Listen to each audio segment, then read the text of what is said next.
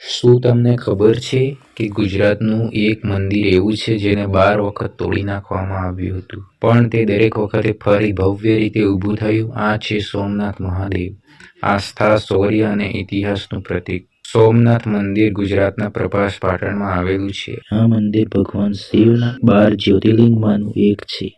કહેવાય છે કે આ મંદિરનો ઇતિહાસ હજારો વર્ષ જૂનો છે. ઇતિહાસ મુજબ સૌપ્રથમ મંદિર ચંદ્રદેવે બનાવ્યું હતું, પછી રાવણ, પછી શ્રીકૃષ્ણ અને પછી સોલંકી રાજાઓએ તેને ભવ્ય સ્વરૂપ આપ્યું. ઈસવીસન 1025માં મહમૂદ ગઝનવીએ આ મંદિર પર આક્રમણ કર્યું અને તેને તોડી નાખ્યું, પરંતુ દરેક વખતે ભક્તોએ અને રાજાઓએ તેને ફરી બનાવ્યું. આ મંદિર ભારતની અડગ આસ્થાનું પ્રતીક બની ગયું. આજનું ભવ્ય મંદિર ઈસવીસન 1951માં ભારતના લોહ પુરુષ સરદાર વલ્લભભાઈ પટેલની પ્રેરણાથી ફરી બનાવવામાં આવ્યું હતું. મંદિરનું શિલાન્યાસ અને પ્રાણ પ્રતિષ્ઠા ડૉક્ટર રાજેન્દ્ર પ્રસાદ દ્વારા કરવામાં આવી હતી.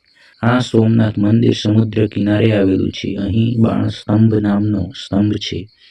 આ સ્તંભ સીધો દક્ષિણ ધ્રુવ સુધી કોઈ અવરોધ વગર જાય છે. સોમનાથ મંદિર માત્ર એક મંદિર નથી, તે ભારતની આસ્થા અને આત્મબળનો જીવંત પ્રતીક છે.